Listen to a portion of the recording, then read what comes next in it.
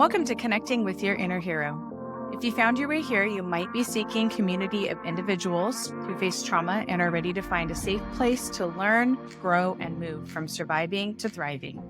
We're your hosts. I'm Lisa Johnson, certified holistic health practitioner, joined by Christina Lapari, certified life and health coach.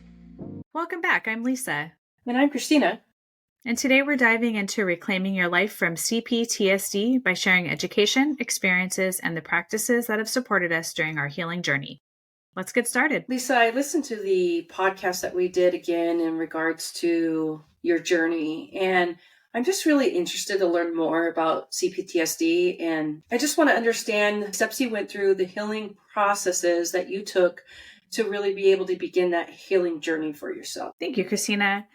Once I learned that complex post-traumatic stress disorder was a real thing, then I understood that I had a label for something. And more than just a label, I knew that there were ways to learn how to heal from it because there had already been people that have walked this journey before me. And that was one of the biggest things when I asked my therapist, when I got into the program with my medical group, they offered me a track. They said, look, we're going to send you through education. And then while you're going through this education, we're also going to connect you with a therapist. And they're going to work through some different types of therapies. And I remember talking with her and I said, look, nothing in the past has ever worked for me before. And I feel like I've been on this journey for a really long time. And there have been a lot of things that I've been able to change. That tape in my head, how am I going to be able to change that? And my therapist said to me, I know that these therapies work personally because I myself have gone through them and I asked the same question. And I thought, wow, there's actually somebody here that's walked this road before me and will be able to help me. And once I began to trust the process and get the education, then I was able to make the changes. So help me understand what C-PTSD is. I'm happy to do that. C-PTSD is actually not recognized in the DSM yet. And I know that there are advocacy groups that are attempting to get that acknowledged in the DSM, which is the manual essentially that all of the therapists use in order to do their diagnostic criteria. I had no clue that it wasn't in there. I know PTSD is, but I didn't realize that C-PTSD wasn't in the DSM as of yet. That's correct. And there are a couple of key differences between C-PTSD and just your standard PTSD. So core PTSD symptoms as recognized in the DSM are re-experiencing the trauma, intrusive thoughts, flashbacks, nightmares, even emotional flashbacks, avoiding reminders of the trauma, hyperarousal, or even negative alterations in mood and cognition. So if you have a persistent negative belief, emotional numbing, guilt, etc., around something that happened. So like someone that's been to war, like correct. A veteran. Exactly. Or experience being robbed at gunpoint, or any number of things that could happen to people on a one-off basis. Like it's a thing that happened.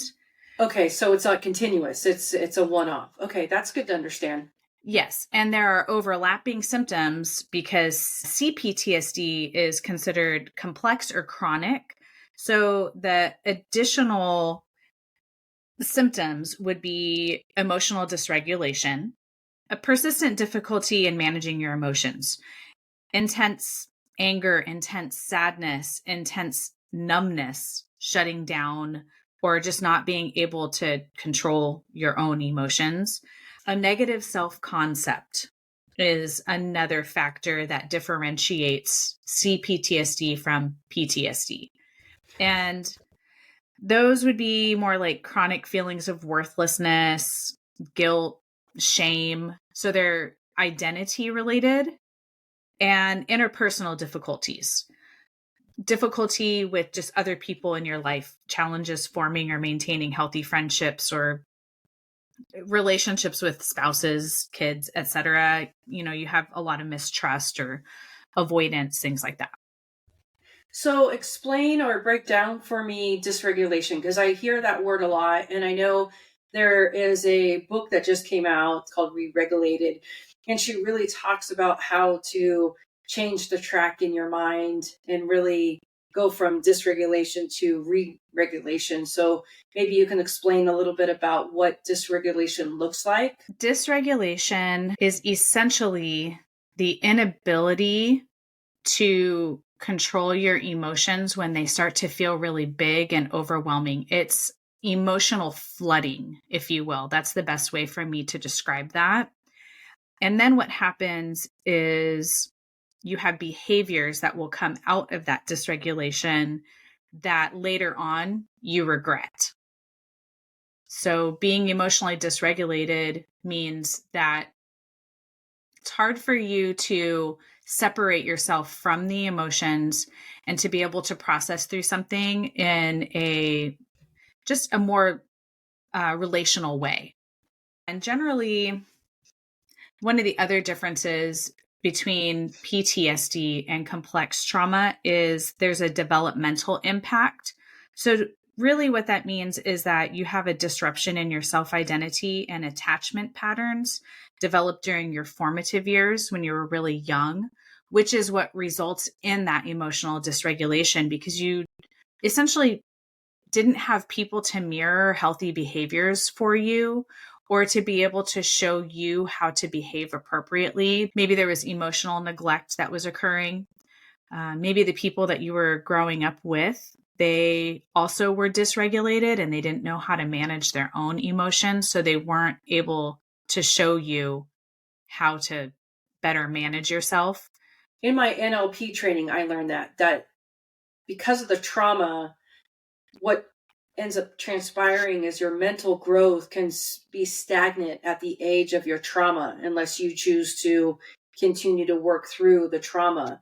We're not licensed counselors, so we can't provide professional advice, but what I'd like to be able to provide to the listeners is just what steps you took to heal and the education that you learned and the processes to be able to grow from the CPTSD behaviors that you have. I think it's important to be mindful that everybody is going to have a different journey. And what worked for me has worked for a lot of other people. And there are some people that it doesn't work for. And that is okay. There's no judgment on this journey. And that is one of the best things I have learned through the healing process, especially when hearing other people's stories as well. One of the main things I did was therapy. And going through the education was so important for me because it helped me to develop empathy and self-compassion, which is one of the things that I was really lacking in. So going to therapy and learning about the brain development and engaging in brain spotting, that was something that was very healing for me. Can you explain brain spotting a little bit more? I know that you've said that in a couple other different podcasts, but can you really just break down what that looks like? Yes. Brain spotting is something that should be done with a licensed therapist. It builds awareness of the feelings and the physical aspect of where you've stored emotions in your body. It helps you to complete the stress response cycle so you can heal from it. In a lot of ways, what would happen is my body would sequester the pain that I was experiencing at the time because I had a very smart brain that wanted to protect me.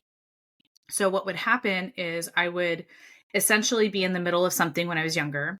I would disassociate, or I would go through the process of the big emotions and not have a chance to continue processing something.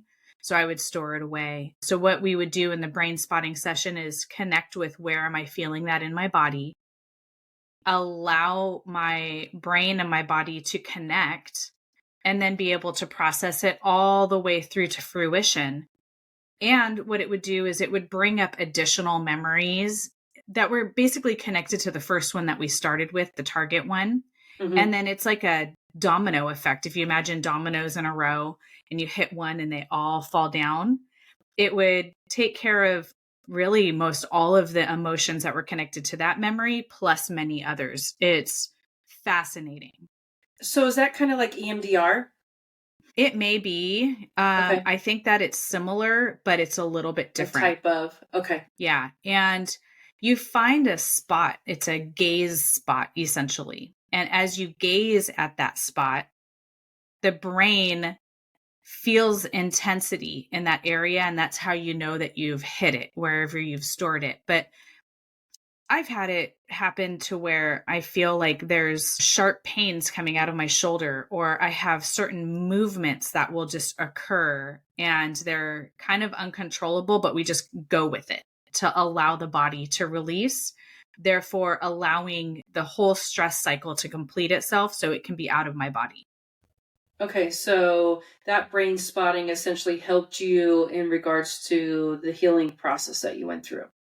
Yes. And I learned later in the course that I went through that sometimes the brain injury that occurs through the complex trauma is kind of like having a stroke. And a stroke is where your brain and your body lose connection with one another. And so, what this does is it helps to bring the brain and the body back into connection with each other. That's interesting. Okay. It's fascinating. Yes. No kidding. It's like, it's amazing just if we look back 10 years ago to how therapists dealt with different types of trauma in individuals' lives and so forth, to now between EMDR and brain spotting. And obviously these were things 10 years ago, but they weren't used as much as that as you hear them now. The EMDR, the brain spotting really seems to be a tool that helps individuals uncover the subconsciousness, in a sense, is what it sounds like. That's exactly what it does. It bypasses the cognitive brain to get down to those areas that protective shield. Correct. It bypasses that protective shield. The fight or flight shield. In some ways, I would be in a state of fight or flight. And if it got too intense, then we would just move to a different spot and we would back down that intensity, because sometimes when you are working through that brain, the whole goal isn't to elicit a panic attack, but it's just to help you to work through the stored trauma. So definitely, yeah, because the last thing you want to do is lead your therapist with a panic attack or anxiety because you found a spot in your brain and you worked through half of it and then you left and now you're re-triggered and now it's going to cause additional anxiety. So that's good to understand too. That's a great point. That's why you really want to work with a professional on these types of things. So what we did was we created a space for me to put, you're only in there for an hour and and by the time you get to the processing part of it, maybe you have, I don't know how much time, 30 minutes. There's a place that they have you create for yourself with them that you will put your unhealed emotions, so that you will put those places in, which I think they do that in EMDR also. They have a container, essentially, is what that's called. And so you put the things into your container, and not saying that you're not going to come back to them, but that's just the safe place where you can put them. And it's outside of your body until you're ready to come back and maybe continue processing more if you need to process more of that. Okay, understood. So basically your steps for healing your C-PTSD behaviors was really creating a safe space, validating and acknowledging, in a sense, what you've been through in life with your therapist. So what did building relationships look like during this process? Was that something that you found challenging, or did you have safety in community, or what did that look like for you? That's a really great question. I think it's very important to address that. Luckily, I did have some very solid relationships in my life as I was going through this process, and some people that I could say, look, I don't fully understand all of this for myself, but in this moment, this is what I need. So my husband has been a very great partner for me, and he's been extremely supportive for me. And we've been through a lot of ups and downs, and I'm just very grateful for that relationship in my life. And I've had a couple of other friends that I've been in relationship long-term with, and we've built some great trust. But I did also have to take the time to sit down and be really honest with myself about the relationships in my life that weren't reflecting back to me the value that I wanted to carry for myself. And so I started creating peace for myself by following my own path of peace. If something felt peaceful, if something felt right for me, then I would engage with that person. If I felt anxiety about it, if I felt like my boundaries are consistently crossed with somebody, it didn't feel good to me, then I started drawing a hard line about whether or not I would even engage with that person. So it really sounds like, in order for you to get through these different steps, it was about you finding the different boundaries between relationships, your emotions, the different types of triggers. So I think that's really good for listeners to understand is when you're going through these different processes, making sure you have that safety component of not just your community, but your therapist, and then having a relationship like you had with your husband. And having people in my life that could say, hey, you know what? I noticed the changes that you're going through. I'm seeing the positive movement and the positive change, and continuing to provide that encouragement, because sometimes we need other people to mirror healthy growth that they're seeing. They've seen other things along the way, right? And Right. I think it's really important to have those people that you can go to for comfort, but also go to be able to share in your celebrations and your wins, because complex trauma is really relational trauma. And the only way that you can heal relational trauma is within relationship.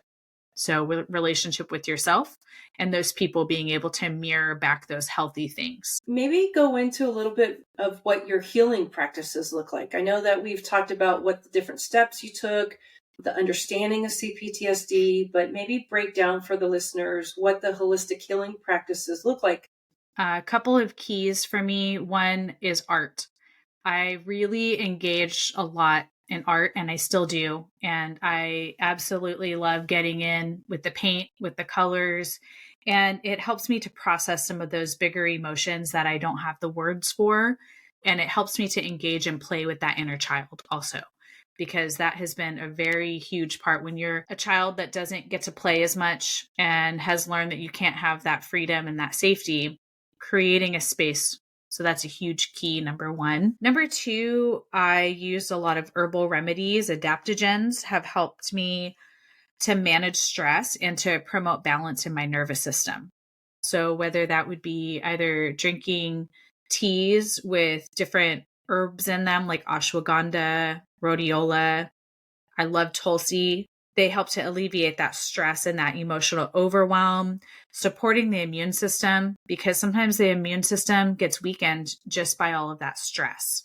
And then getting in healthy movement in a way that's not too intense for my body, because when the body's engaging in just stress, just as a way of life, having long walks. I love just going on walks, enjoying trees, leaves, smelling plants. I really enjoy yoga and breathwork exercises. The breathwork exercises, the first one that I worked through was Wim Hof. And I found Wim Hof breathing to be very powerful and transformative for me, because What is, maybe explain what Wim Hof breathing? I have no clue. I've never heard that.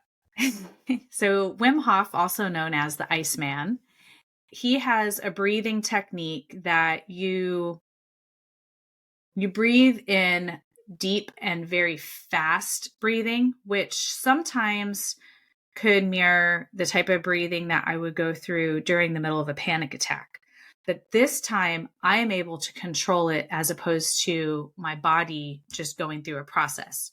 And so you do the breathing, and then there's a long period of time that you do a breath hold.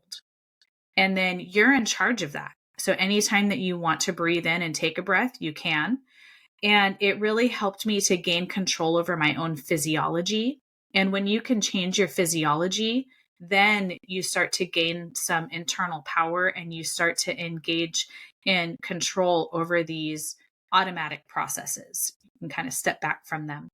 And then Interesting. from there, I'm sure you've heard of people doing ice baths and things like that. So Yes. Yes. yeah. So I don't have an ice bath, but a really cold shower will do the trick for me. Yeah, I want to get an ice bath. I think that's so important, not only for your mind, but for your body and your muscles as well, for the Mhm. recovery stage of what your body goes through on a daily basis. Yes. And then in my DBT classes, they always start it with mindfulness. And mindfulness is all about learning how to be present in the moment that you're in. Spending so much time in a state of chronic dissociation, I did not realize that was how I was living my life. A lot of people aren't present minded. Even if you take the trauma away, we think so often about tomorrow or what I need to do this afternoon. It's like being present is so much more healthier in regards to healing and relaxing, and like the modalities that you're talking about is really centering yourself. I Yep. don't think we Yep. do that enough. I agree. And really, one of the first places I started with mindfulness was might sound kind of funny, but washing dishes. A mindful act of washing dishes. You It's can come like, wash my dishes anytime you want yeah. to. It's not necessarily something that I say, "Oh, I love washing dishes." It's a daily thing that you do, right? It's Right. something that everybody does on a daily basis. You have to clean your kitchen up and wash your dishes. So, I determined that for me, instead of just turning on a bunch of music or having a podcast or doing something else with my mind while I'm doing this act of things I needed to do just to get through it, I said, "Okay, well, this is something I do on a daily basis. So I'm going to just be here and engage in being mindful and washing my dishes, turning on the water, acknowledging the pressure, the temperature." So it got me connected with, well, what are my thoughts right now?